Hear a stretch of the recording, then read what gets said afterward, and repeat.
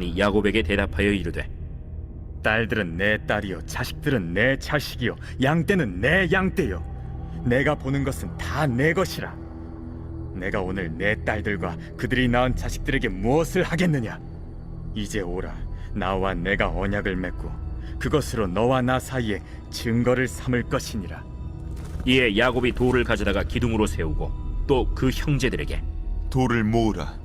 그들이 돌을 가져다가 무더기를 이루매 무리가 거기 무더기 곁에서 먹고 라반은 그것을 여갈 사하두다라 불렀고 야곱은 그것을 갈르엣이라 불렀으니 라반의 말에 오늘 이 무더기가 너와 나 사이에 증거가 된다 하였으므로 그 이름을 갈르엣이라 불렀으며 또 미스바라 하였으니 이는 그의 말에 우리가 서로 떠나 있을 때 여호와께서 나와 너 사이를 살피시옵소서. 만일 내가 내 딸을 박대하거나 내 딸들 외 다른 아내들을 맞이하면 우리와 함께할 사람은 없어도 보라, 하나님이 나와 너 사이에 증인이 되시느니라. 내가 나와 너 사이에 둔 이 무더기를 보라. 또 이 기둥을 보라.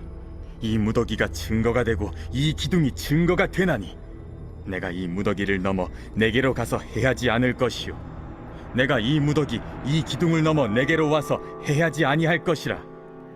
아브라함의 하나님, 나홀의 하나님, 그들의 조상의 하나님은 우리 사이에 판단하옵소서. 야곱이 그의 아버지 이삭이 경외하는 일을 가리켜 맹세하고 야곱이 또 산에서 제사를 드리고 형제들을 불러 떡을 먹이니 그들이 떡을 먹고 산에서 밤을 지내고 라반이 아침에 일찍이 일어나 손자들과 딸들에게 입맞추며 그들에게 축복하고 떠나 고향으로 돌아갔더라.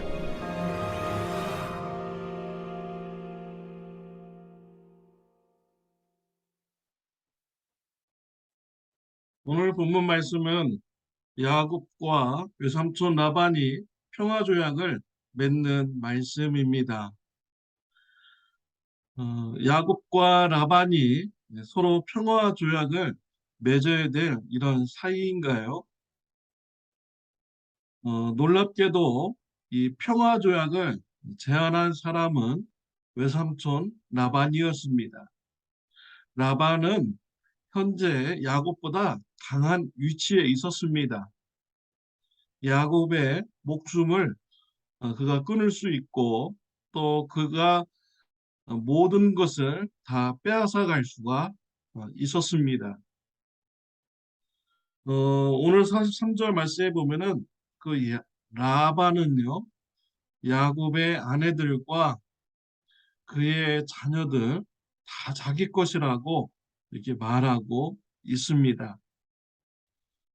자신의 것을 자기가 취할 수 있는 이런 힘도 있었습니다. 그런데 라반이 먼저 야곱에게 평화조약을 맺자고 제안을 한 것입니다. 그 이유가 52절에 나오고 있습니다. 이 무더기가 증거가 되고 이 기둥이 되나니 내가 이 무더기를 넘어 네게로 가서 해하지 않을 것이요 네가 이 무더기 이 기둥을 넘어 내게로 와서 해하지 아니할 것이라 라고 하였습니다. 라반의 두려움의 마음을 가진 것입니다. 이 기둥을 기점으로 해서 야곱이 라반 쪽으로 넘어오지 않고 또 라반은 기둥을 기점으로 해서 서로 넘어가지 말자, 서로 해하지 말자라고 마음을 가진 것입니다. 라반은 현재 자기가 야곱보다 강하지만 후에 야곱이 자신보다 더 강해질 수 있음을 알고 있었습니다. 그래서 두려운 마음을 가진 것이죠. 후에 야곱이 자신에게 복수하지 않을까 두려운 마음을 가졌습니다. 라반이 왜 이렇게 두려운 마음 가졌습니까? 과거에 야곱에게 행한 약한 짓이 있기 때문이 그렇죠. 20년 동안 종으로 부려먹으면서 노동력을 착취하였습니다. 야곱에게 억울하게 대한 것이지요. 후에 이것을 야곱이 힘을 키워서 자신에게 와서 복수를 하면 당할 수가 있다라는 이런 두려움의 마음을 가졌습니다. 그래서 평화 조약을 제안하고 야곱은 받아들이면서 평화 조약을 맺었습니다. 야곱도 이 평화 조약을 받아들일 수밖에 없었습니다. 먼저 힘이 없었기 때문에 받아들일 수밖에 없죠. 또한 하나님이 두렵기 때문에 이 평화 조약을 받아들일 수밖에 없는 것입니다. 하나님께서 복수해 주셔야지 누가 복수해야 되겠습니까? 어, 복수를 하나님께 맡긴 것입니다. 평화조약에 맺어지는 이 원리를 보면요, 우리가 그 평화조약의 원리를 보면 우리가 이웃 간의 관계에서도 평화로움을 우리가 유지할 수 있는 비결을 알 수가 있습니다. 먼저 강자가요, 두려움을 느끼게 됩니다. 두려움을 느낄 때 약자와 그 평화의 관계가 이루어질 수가 있는 것이죠. 강자들은 누구를 두려워해야 됩니까? 하나님을 두려워해야 되는 것입니다. 에베소서 6장 9절 말씀에 보면 상전들아 너희도 그들에게 이와 같이 하고 위협을 그치라. 이는 그들과 너희의 상전이 하늘에 계시고 그에게는 사람을 외모로 취하는 일이 없는 줄 너희가 알미라 라고 했습니다. 상전들에게 상전들 위에 더 높은 상전이 계시다는 것을 알아야 된다라고 말씀을 주고 있어요. 상전들 위에 누가 있습니까? 하나님께서 계십니다. 하나님께서 다 보고 계세요. 상전들이 종도를 위협하는 것 하나님께서 다 보고 계시고 때가 되면 하나님께서 벌을 주시는 것입니다. 이런 것을 상전들은 알고 하나님을 두려워하는 마음으로 가지고 또 종들을 대해야 되는 것이죠.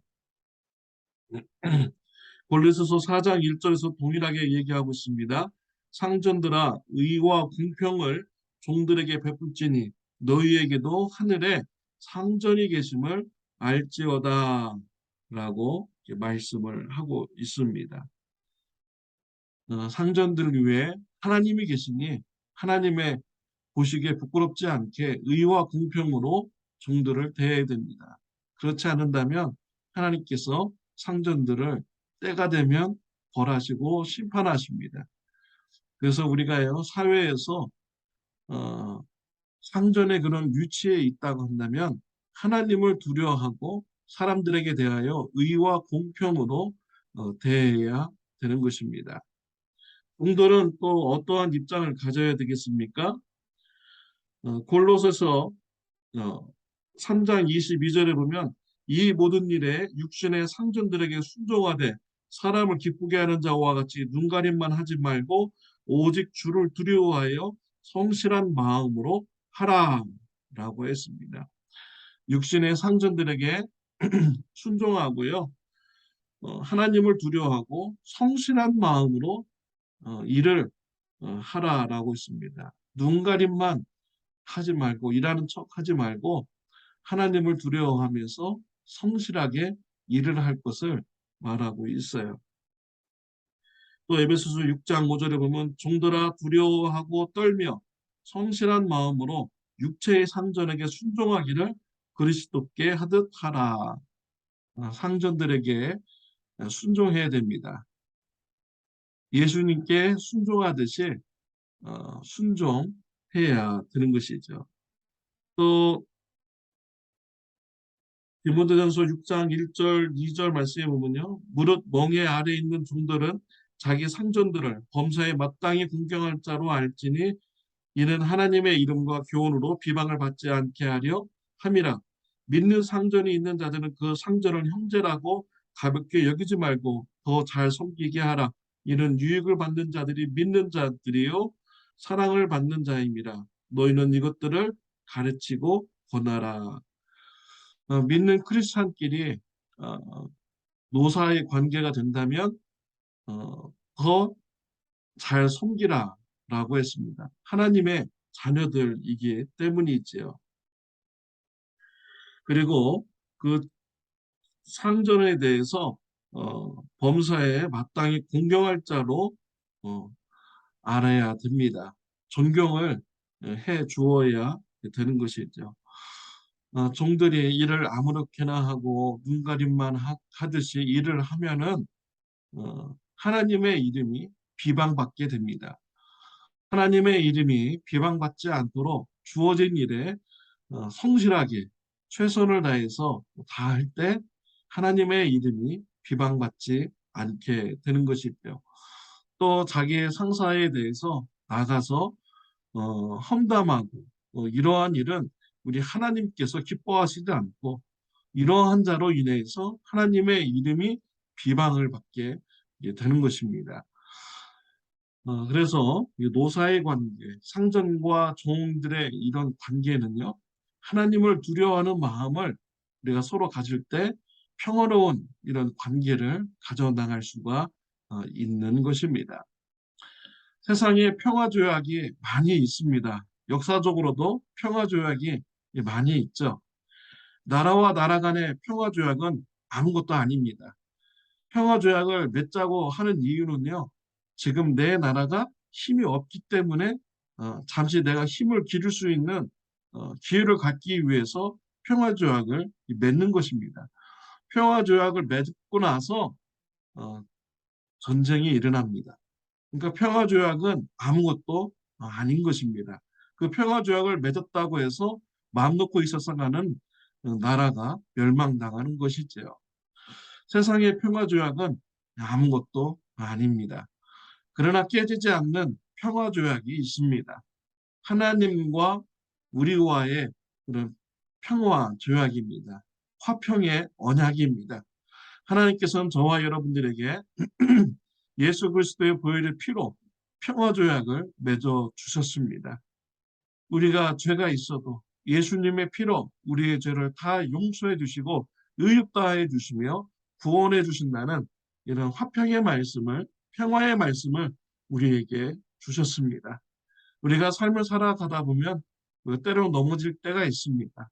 예수 그리스도의 보혈의 피를 의지하고 하나님의 언약을, 평화 조약을 우리가 굳게 믿고 하나님 앞에 담대히 나가시길 바랍니다. 그리고 죄를 고백하고 죄를 뉘우치며 죄에서 돌이키는 이러한 삶의 성화의 역사가 저와 여러분들에게 있으시기를 바랍니다. 하나님 앞에 담대히 나아가서 죄를 고백하고요. 예수님을 닮아가는 삶을 삶으로써 하나님과의 화평의 관계를 풍성히 누리는 저와 여러분들이 다 되시기를 바랍니다. 또한 삶의 일터에서 직장 상사나 또 직장에 있는 동료들과 평화로운 관계를 맺어나가는 저와 여러분들이 다 되시기를 바랍니다. 기도드리겠습니다. 하나님 아버지, 감사합니다. 우리에게 화평의 조약을 맺어주시니 감사합니다. 우리가 넘어질 때마다 담대하게 하나님의 평화조약 앞으로 나가게 해주시고 예수님의 보혈의 피를 의지하여 죄를 고백하고 뉘우치며 성화의 삶을 살아가는 저와 우리 성도님들 되게 하여 주옵소서. 하나님과의 화평의 관계를 풍성히 누리는 저와 우리 성도님들 되게 하여 주옵소서. 예수님의 이름으로 기도드렸습니다. 아멘. 좋은 하루 되시기를 바랍니다.